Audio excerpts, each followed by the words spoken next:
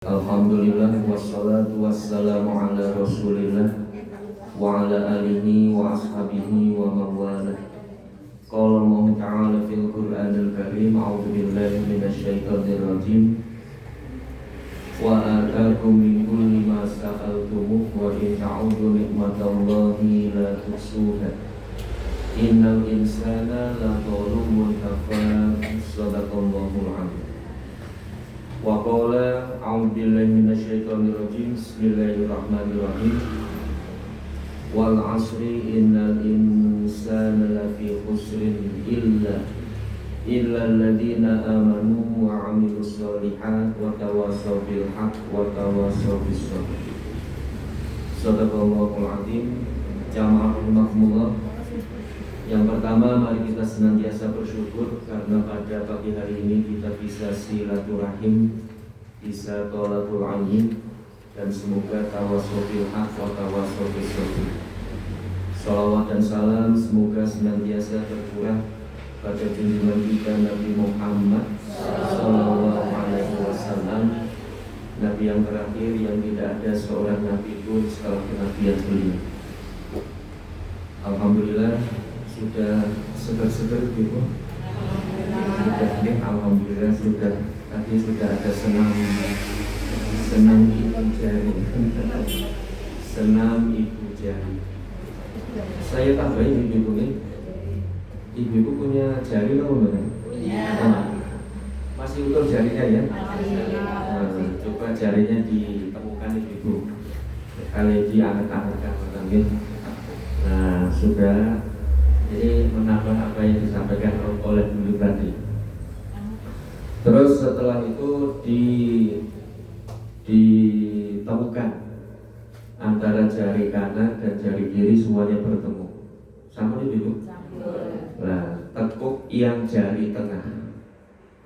Nah, maka sama nih bedanya. Ya, yang jari tengah ditekuk. Sudah ya?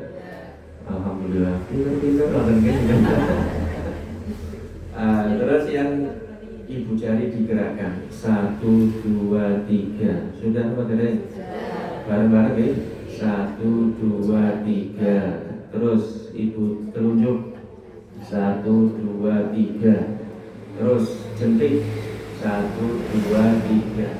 Sudah ya. Terus yang tengah, yang jari manis digerakkan 1, 2, 3. Gak bisa Bu? Bisa ya?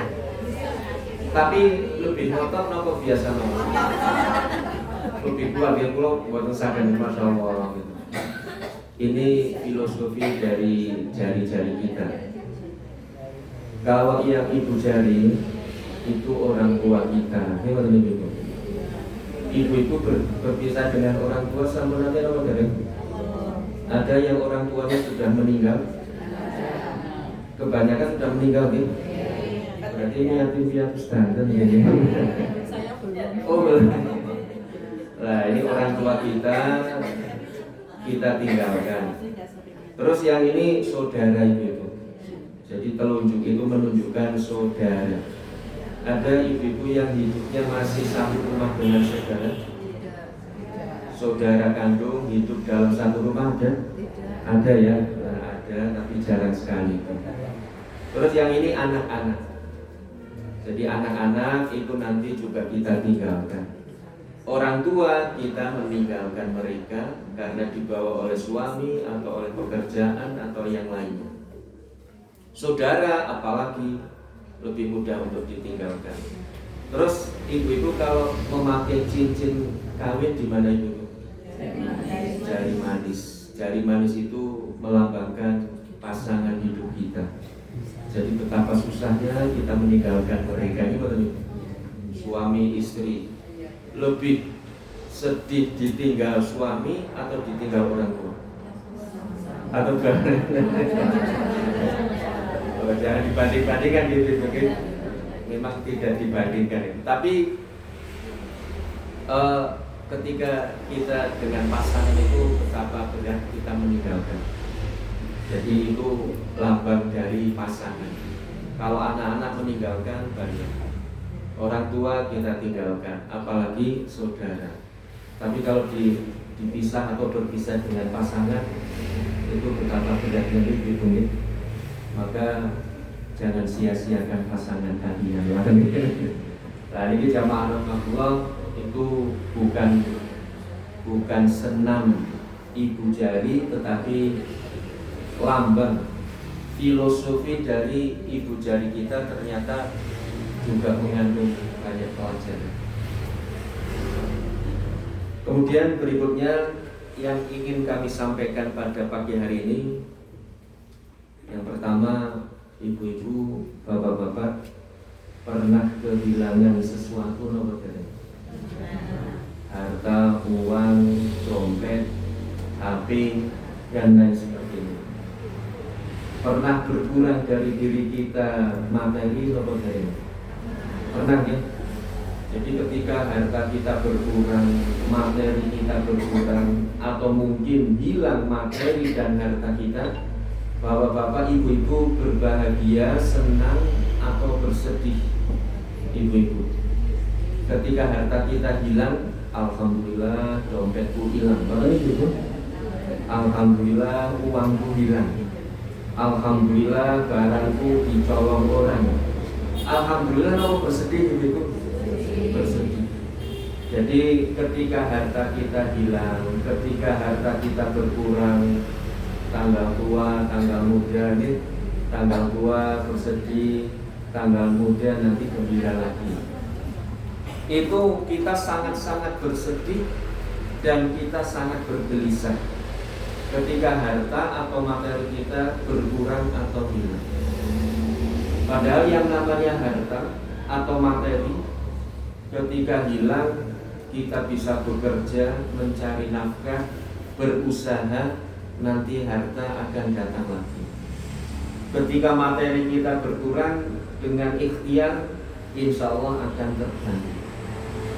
Jamaah rahmatullah, ibu-ibu pernah di sore hari atau di malam hari kemudian merenung, ya Allah, usia saya semakin berkurang, waktu saya semakin berkurang, jatah usia saya setiap hari semakin berkurang. Punahnya nomor dari itu. Kemudian kita bertanya, ya Allah, dalam satu hari tadi, dari subuh sampai umpamanya nanti malam mau tidur, kemudian kita bermuhasabah. Subuh jamaah, setelah subuh pengajian, jam 8 pengajian, terus saja. Apakah kita kemudian merasa kehilangan, kemudian bersedih? Padahal jamaah rahimakumullah, yang namanya waktu, yang namanya usia, itu tidak mungkin terganti atau tidak mungkin kita mencari lagi. Hari Ahad ini berbeda dengan hari Ahad kemarin dan berbeda dengan hari Ahad yang akan datang. Padahal yang namanya jatah usia itu kan setiap hari berkurang atau bertambah itu. Setiap hari berkurang ini. Dan itu pasti dijaga bagaimanapun, ditabung bagaimanapun, itu yang namanya jatah usia pasti setiap hari berkurang. Tapi kalau harta kan tidak ya. Harta kan bisa diamankan, bisa didepositokan, bisa diinvestkan. Sementara umur tidak mungkin kita akan mencari lagi, atau tidak mungkin kita akan mengganti. Maka jamaah rahimahullah, agar supaya kita tidak rugi, Allah sudah memberitahu kepada kita di dalam surat Wal Asri. Bismillahirrahmanirrahim. Wal asri innal insana lafi khusrin illal ladzina amanu wa amilus sholihat wa tawassaw bil haqq wa tawassaw bis sabr. Demi masa, demi waktu, siapapun orangnya, siapapun manusianya, apapun kedudukannya, apapun pekerjaan profesinya, tidak ada yang terkecuali maka siapapun dia pasti akan mengalami kerugian. Wal asri innal insana lafi khusrin. Siapapun tidak ada yang dikecualikan. Hanya saja Allah kemudian mengecualikan illalladzina amanu, kecuali mereka orang-orang yang beriman. Jadi syarat supaya kita tidak rugi, dasar pertamanya adalah iman. Illalladzina amanu wa amilus sholihat, dan yang kedua adalah amal sholih, wa tawassaw bil haq wa tawassaw bis sabr, dan saling nasihat menasihati dengan kebaikan dan dengan kesabaran. Jamaah rahimahullah, jatah usia semakin menipis, semakin berkurang, dan tidak pernah akan terganti atau tidak pernah akan terbeli. Berapapun harta kita, berapapun materi kita, tidak akan mengganti waktu kita. Maka kemudian supaya kita tidak rugi apa? Jalankan, lakukan, penuhi seluruh aktivitas kebaikan kita dengan keimanan. Artinya apapun yang kita kerjakan dari kebaikan-kebaikan kita, mari kita dasari dengan iman. Ibu-ibu sholat subuh tadi berjamaah, dasarnya iman. Mengikuti ahad pagi di Al-Arqam tadi, dasarnya iman. Mengikuti majelis subuh syuruk, ahad syuruk di Al-Muda, dasarnya iman. Dan pagi hari ini di RMB juga dasarnya iman. Supaya apa? Tidak rugi. Kenapa? Karena ketika apapun kebaikan kita dasarnya iman, itu akan menjadi amal ibadah di hadapan Allah Subhanahu wa ta'ala.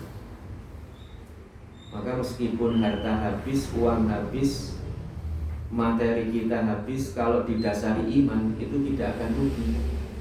Ibu-ibu memberikan uang saku kepada putra-putrinya dengan dasar iman, meskipun uang kita di dompet semakin menipis, tapi ternyata itu menjadi invest yang tiada henti. Kenapa? Karena diberikan kepada putra-putri untuk biaya sekolah. Itu dasarnya iman. Ibu-ibu beramal, beramal. Meskipun harta kita habis, tapi kalau kita beramal, insya Allah itu akan menjadi amal ibadah. Atau kita beraktivitas dari pagi, termasuk umpamanya gitu, jalan pagi di alun-alun, olahraga, senam, dan lain sebagainya. Waktu kita habis untuk gerak jalan, untuk beraktivitas, kalau dasarnya iman, itu akan bernilai ibadah, bernilai pahala di hadapan Allah Subhanahu wa ta'ala. Tapi kalau tidak didasari iman, itu akan menjadi satu kegiatan yang biasa, dimulai kemudian diakhiri, nanti kemeringat, nanti sehat, ya sudah, itu hanya akan menjadi amaliyah duniawiyah. Tapi kalau semua kebaikan kita dasari dengan iman, itu akan menjadi bernilai ibadah, diberi pahala oleh Allah Subhanahu wa ta'ala. Maka jamaah rahimahullah, jangan lupa semuanya diniatkan untuk beribadah, dan itu dasarnya adalah iman. Yang kedua, amal sholih.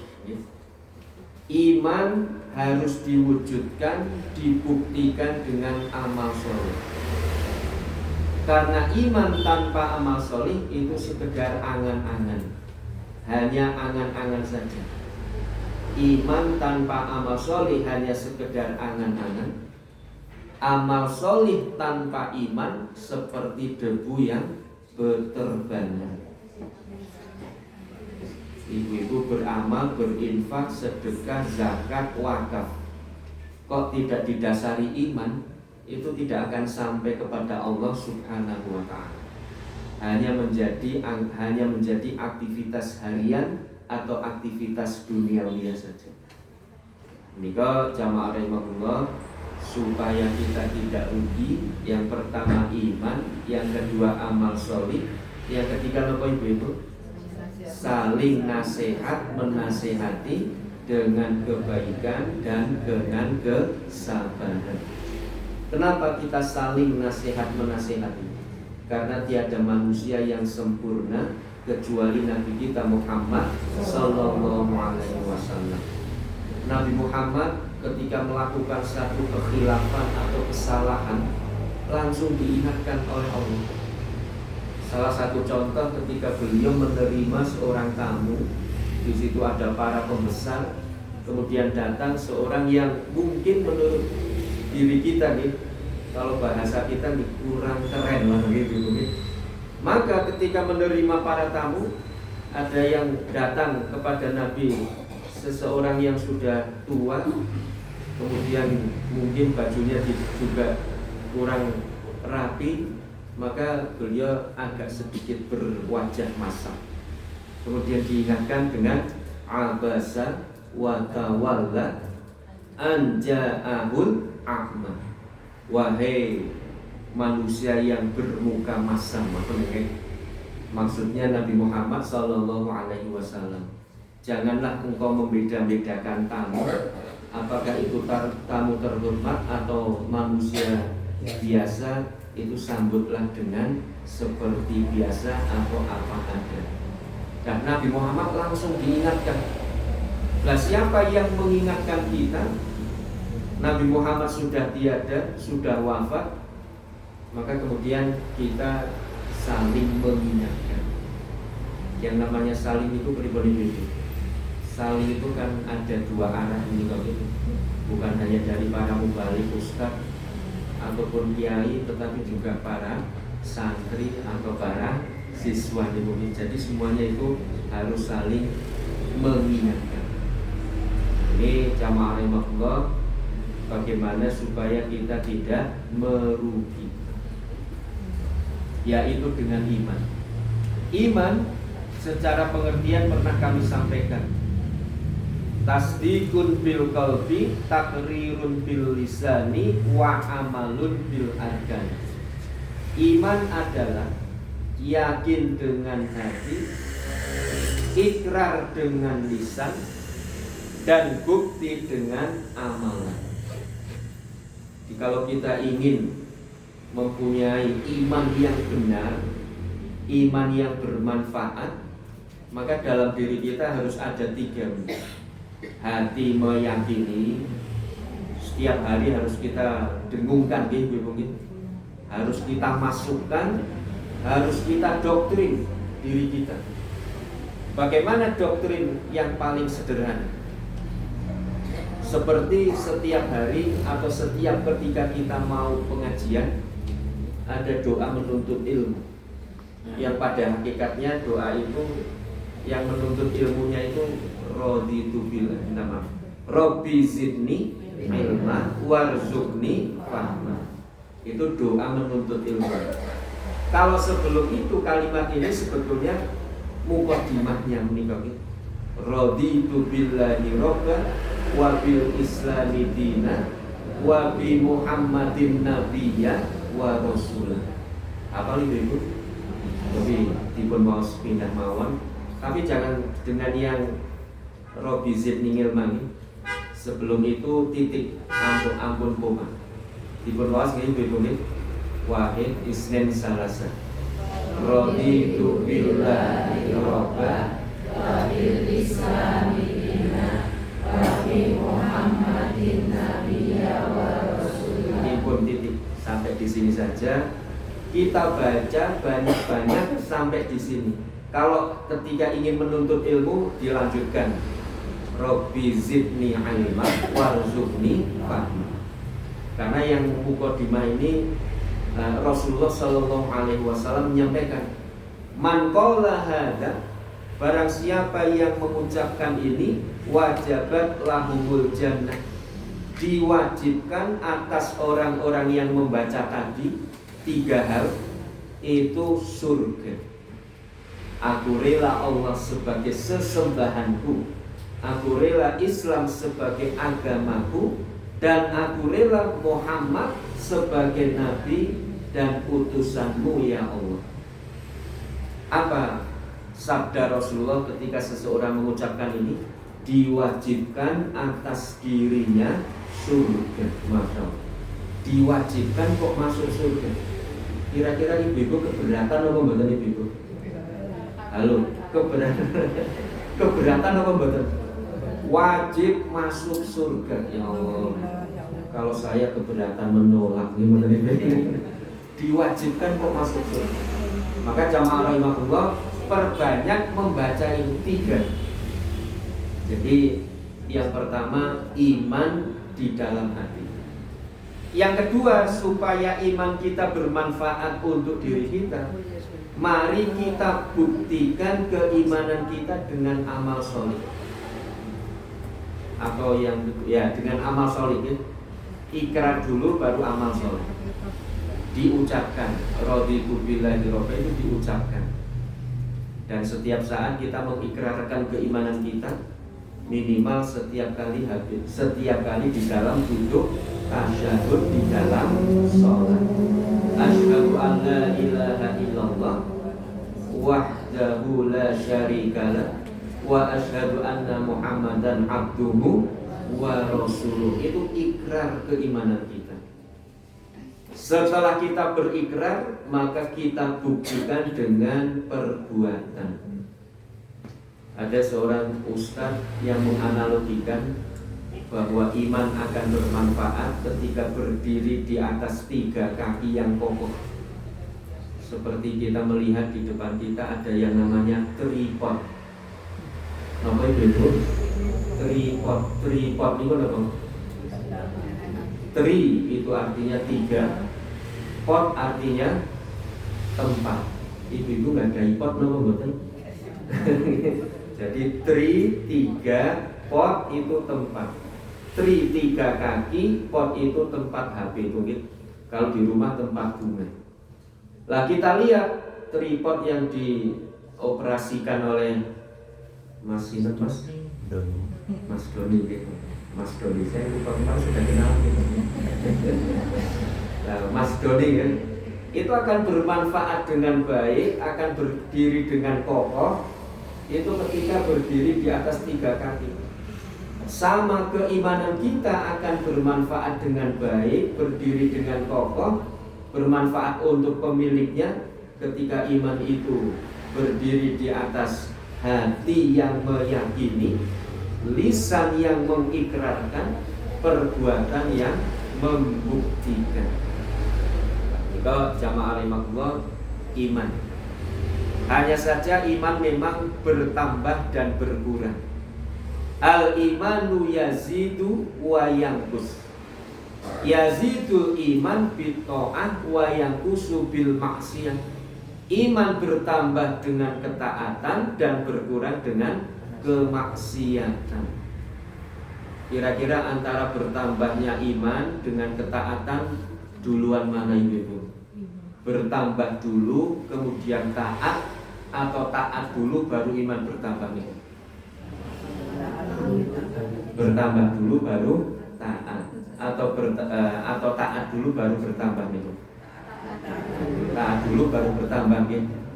Nah ini mau dibuktikan ibu. Ini mungkin seperti pertanyaan, duluan mana antara ayam dan telur ini? Halo ibu, duluan telur atau ayam? Ayam dulu. Duluan mana ayam dan telur? Ayam. Duluan mana telur dan ayam? Oh, pinter ibu. Pokoknya mana yang disebut dulu, oh itu yang duluan. Mana ayam dan telur? Ayam. Mana telur dan ayam? Telur. Ini mesti orang juragan ayam, juragan telur. Lah jamaah rahimahullah,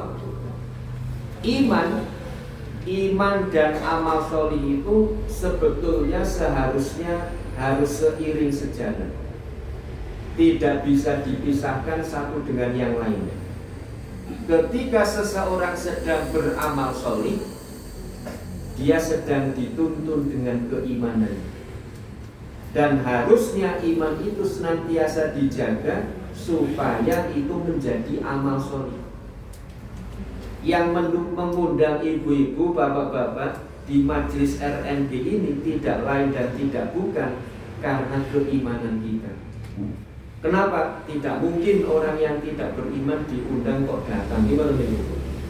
Ada ibu-ibu pamannya suatu saat mengundang yang tidak beriman pamannya. Kemudian diundang, hadirilah acara pengajian di RMP, tidak akan datang itu. Lah maka jamaah rahimahullah, antara kehadiran kita di tempat ini dengan keimanan itu seiring sejalan. Tadi ibu-ibu sholat jamaah subuh napa mboten? Alhamdulillah. Berarti sudah mendapatkan terbaik atau lebih baik dari dunia dan seisinya. Di dalam Al-Quran Allah menyampaikan, innama ya'muru masajidallahi man amana billahi wal yaumil akhir. Sesungguhnya hanya orang-orang. Jadi ada kalimat hanyanya gitu. Hanya mereka orang-orang yang beriman kepada Allah dan hari akhir yang mau untuk meramaikan masjid. Jadi siapapun yang mau untuk meramaikan masjid, maka kriterianya ada 3, ada 4 atau 5. Yang pertama beriman kepada Allah, beriman kepada hari akhir, wa iqamis sholat, mendirikan sholat. Jadi seseorang yang sudah derajatnya itu meramaikan masjid, sholatnya pasti sudah bisa berdiri dengan baik dan kokoh. Artinya ketika melaksanakan sholat itu bukan hanya sekedar yang penting melaksanakan, tetapi sudah lebih tinggi derajatnya, sudah bisa mendirikan. Dan yang ketiga wa ita'iz zakah. Yang keempat walam yakhsha illallah, dan tidak takut kecuali hanya kepada Allah Subhanahu wa ta'ala. Ini jamaah rahimahullah. Jadi iman itu harus kita buktikan dengan amal soleh. Ketika kita melangkah kaki menuju masjid, itu berarti keimanan kita sedang bertambah. Melangkahkan kaki menuju RMG, iman kita sedang bertambah. Nanti pulang kemudian kita melakukan kebaikan, amal solih, iman kita juga sedang bertambah. Maka antara iman dan amal solih ternyata harus seiring sejalan.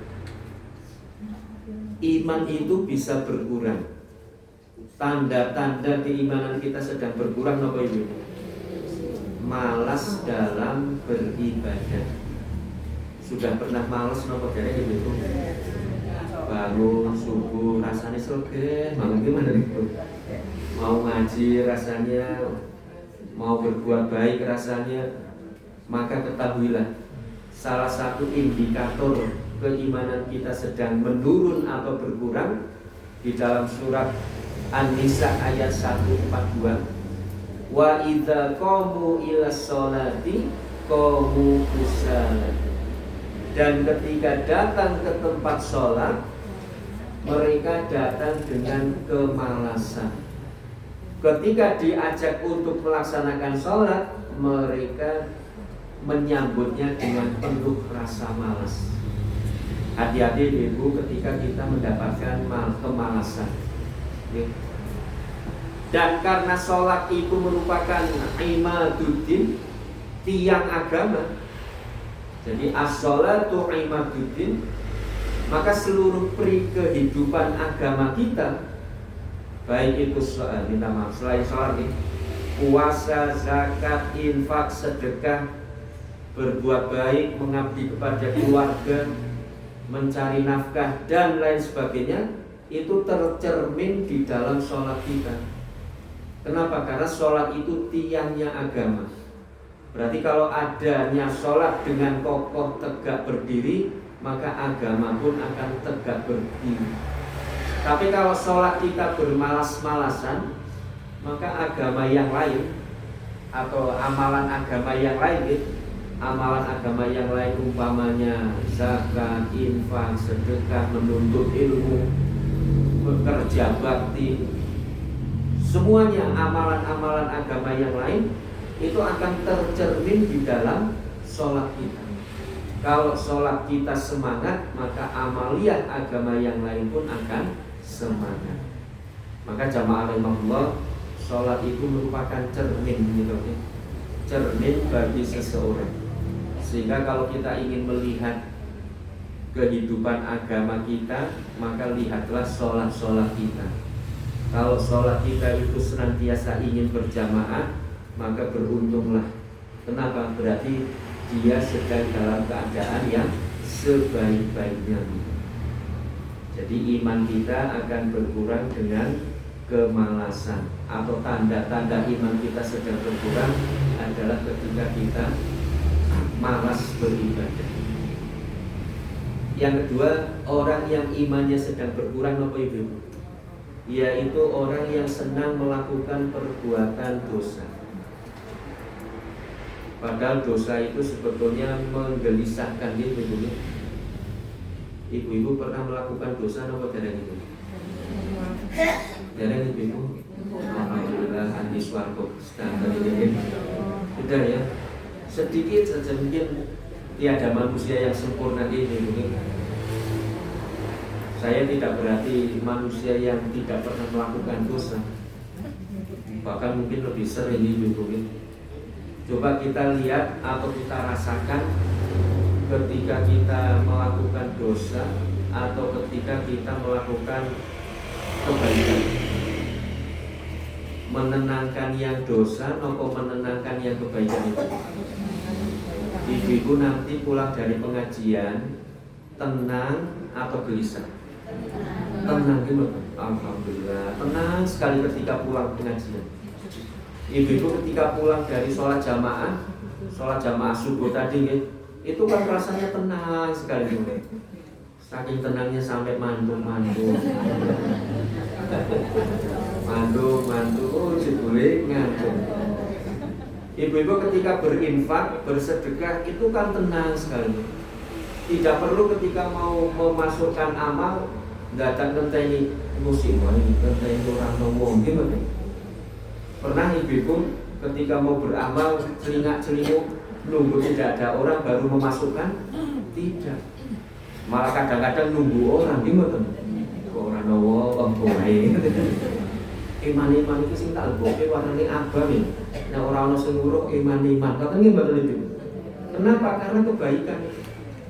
Tapi kalau keburukan itu biasanya kan kita menunggu tidak ada orang.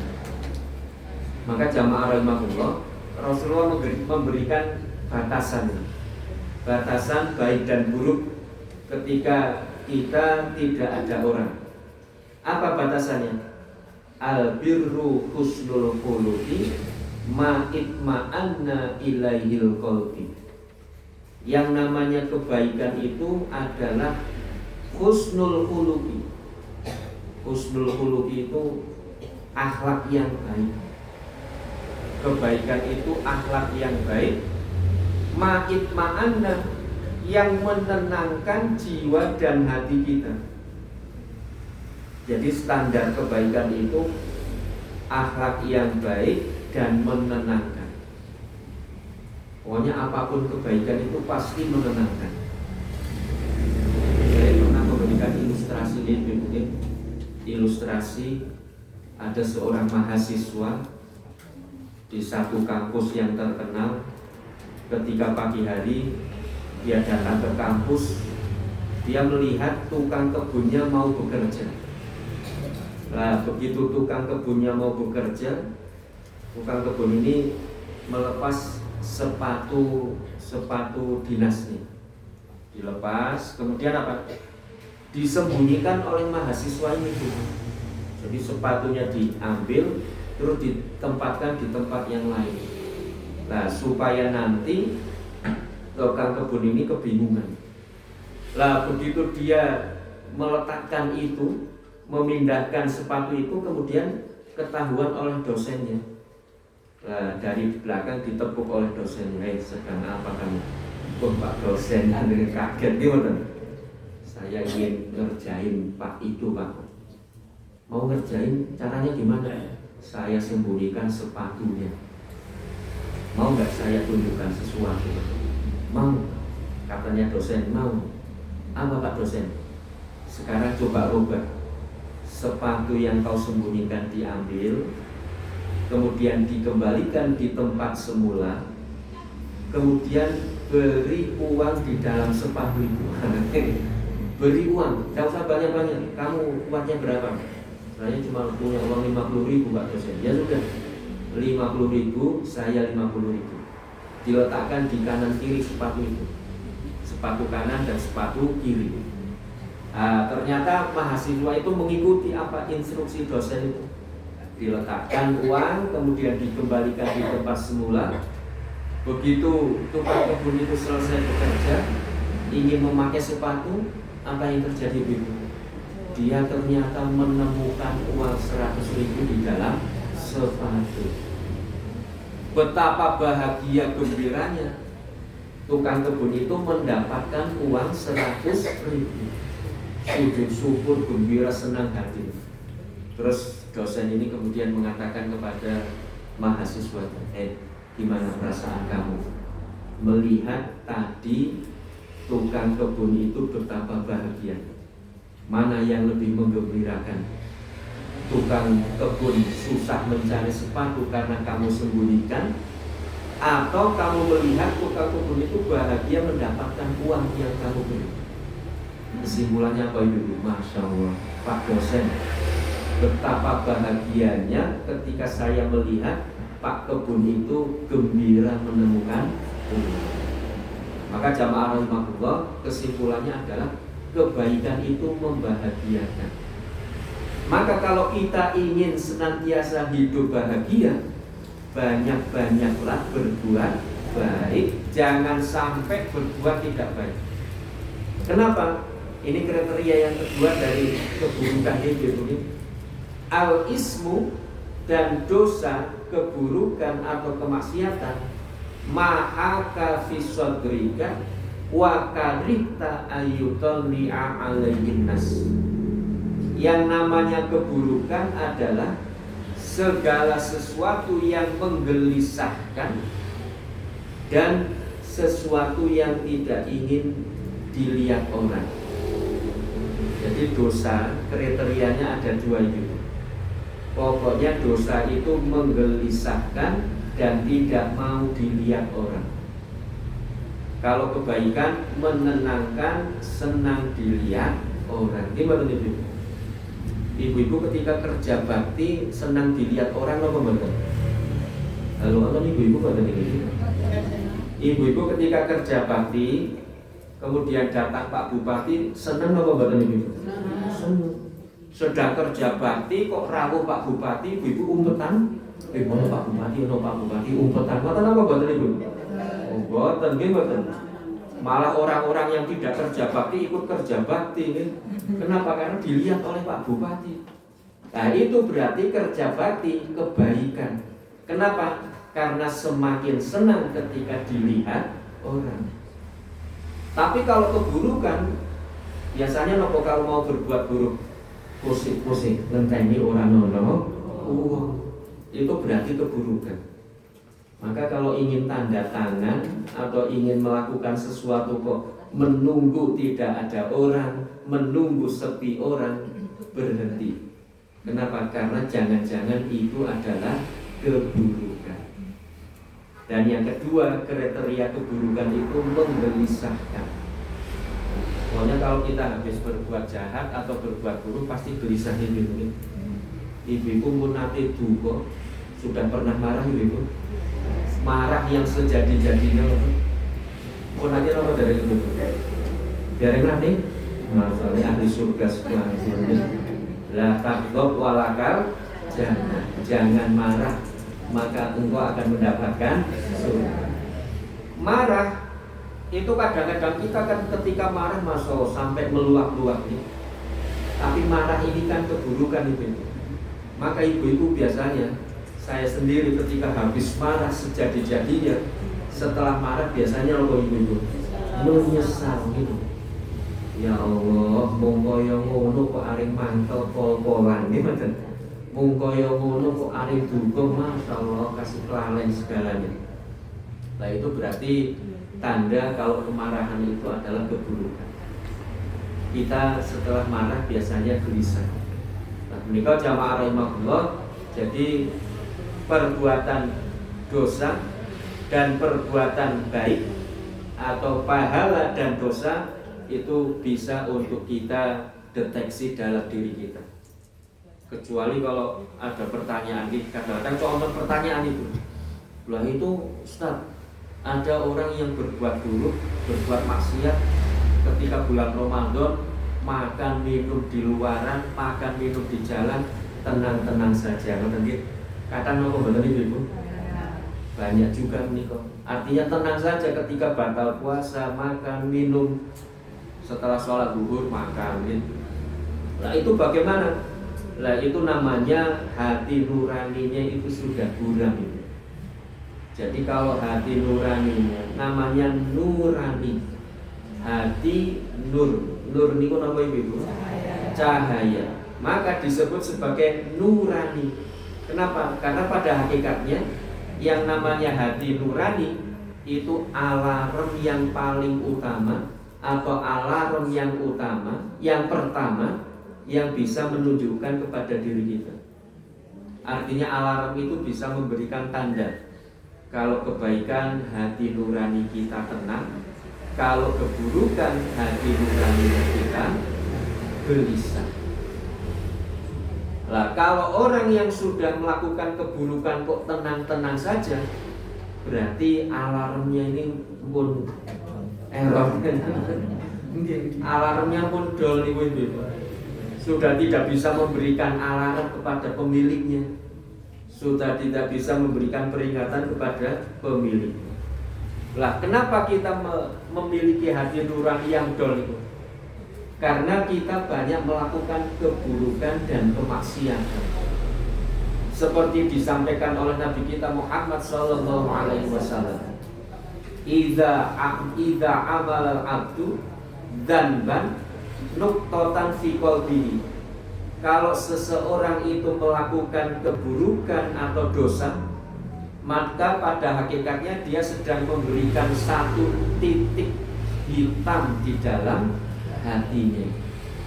Jadi satu dosa satu titik, satu dosa satu titik. Hitam nih kok Ibu. Kan manusia ketika lahir kan seperti kertas putih tanpa tulisan. Nah, maka kemudian berkembangnya usia, berkembangnya hari, maka kemudian seseorang melakukan dosa dan salah, dan setiap dosa dan salah itu ada bekas satu titik di dalam hati nuraninya. Sehingga kalau orang semakin banyak melakukan dosa, semakin memburamkan hati nuraninya dan semakin tidak bisa memberikan alarm kepada diri kita. Maka ada satu pertanyaan ini, seandainya noktah hitam itu bukan di dalam hati, tetapi di dalam wajah kita, kira-kira ibu wantun tindak pengawasan apa mboten Ibu? Kira-kira saya berani ngaji di sini apa mboten Ibu? Kalau seandainya noktah hitam setiap kali melakukan kejahatan, keburukan satu titik, keburukan satu titiknya, ya Allah, ibu-ibu, saya tidak berani menampakkan wajah saya di hadapan ibu-ibu. Kenapa? Karena dosa saya mungkin lebih banyak dari ibu-ibu ini. Ibu-ibu mungkin akan mengatakan, oh jangan juga lo kayu, ayo, dosanya pola kayak gimana? Maka beruntung Allah masih menyembunyikan dosa dan aib kita. Kenapa? Karena Allah masih memberikan kesempatan kepada kita untuk kembali ke jalan yang benar. Maka ada doa Allahumma stur aurati wa amin rawati. Tak ndonga niku lho mboten Ibu. Allahumma stur aurati wa amin rawati. Ya Allah, tutupilah aib-aib dan dosa-dosa kami. Jadi kita minta kepada Allah untuk dosa dan aib kita ditutupi. Kalau ibu-ibu tahu dengan dosa saya dan aib saya, masalah ibu-ibu pasti tidak akan ngaji. Oh jangan jangan Pak Yuli pola kayak dosanya. Kayak kaburo maktan imbang mo. Antakulu malataf menyampaikan sesuatu yang tidak diamalkan. Gitu betul itu. Tapi untungnya setiap manusia, semua manusia itu dosa dan aibnya ditutupi oleh Allah Subhanahu wa ta'ala. Tapi ini bukan berarti dipahami dengan untuk tenang-tenang saja dengan dosa dan aib kita. Artinya adalah bahwa mumpung dosa dan aib kita masih belum tampak di hadapan manusia, baru tampak di hadapan Allah dan malaikatnya, maka mari kita segera bertobat kembali kepada Allah dengan kebaikan-kebaikan dan dengan amal soleh. Maka jamaah rahimahullah, jadi dosa itu kriterianya kebaikan dan dosa kriterianya dua menikah. Alarmnya yang ada di dalam diri kita. Orang yang imannya kurang, orang yang imannya sedang kurang atau orang yang imannya sedang menipis, salah satu tandanya adalah menilai sesuatu dengan standar dosa atau tidak berdosa. Jadi yang penting dosa atau tidak berdosa. Dia mengabaikan standar-standar sunnah atau makruh. Jadi kalau iman kita sedang tidak baik-baik saja, yang penting itu tidak berdosa atau tidak melakukan dosa. Maksudnya bagaimana ini? Jadi standarnya itu hanya dosa dan tidak dosa. Dia tidak akan meningkatkan dirinya kepada sesuatu yang lebih baik, meningkatkan diri untuk melakukan sunnah. Contohnya bagaimana? Orang yang imannya itu standar saja, sholatnya ya juga hanya standar. Sing penting sholat, gimana Ibu? Meskipun di rumah yang penting sholat. Dia tidak akan meningkatkan dirinya untuk yang penting jamaah. Saya akan rugi kalau tidak jamaah. Saya akan rugi kalau tidak sholat di masjid. Itu berarti imannya masih standar itu. Tapi kalau imannya sudah semakin baik, semakin tinggi, begitu ada seruan azan langsung sholat berjamaah di masjid. Nah, monggo jamaah rahimahullah, kita termasuk imannya masih standar atau sudah lebih dari standar. Dan yang lebih parah lagi, orang yang imannya itu sedang tidak baik-baik saja, kadang-kadang juga mengesampingkan ibadah-ibadah yang makruh. Tapi kalau imannya sudah baik, imannya sudah level-level yang sudah tinggi, itu ibadah yang makruh dia juga berusaha untuk meninggalkannya. Kenapa? Karena kadang-kadang yang namanya ibadah, kadang-kadang baik sunnah maupun makruh, kita kadang-kadang banyak memilih yang tidak apa-apa gitu. Sunnah dikerjakan berpahala, ditinggalkan tidak apa-apa. Kebanyakan manusia memilih yang tidak apa-apa. Terus ibu-ibu, besok hari Senin, ibu-ibu mau puasa Senin atau tidak? Insya Allah. Kalau di pertanyaan di ibu-ibu itu saya kadang-kadang mulai mau di tadi sholat duha apa betul? Alhamdulillah. Tadi malam tahajud apa betul? Alhamdulillah. Kebanyakan manusia itu memilih untuk yang tidak melaksanakan sunnah.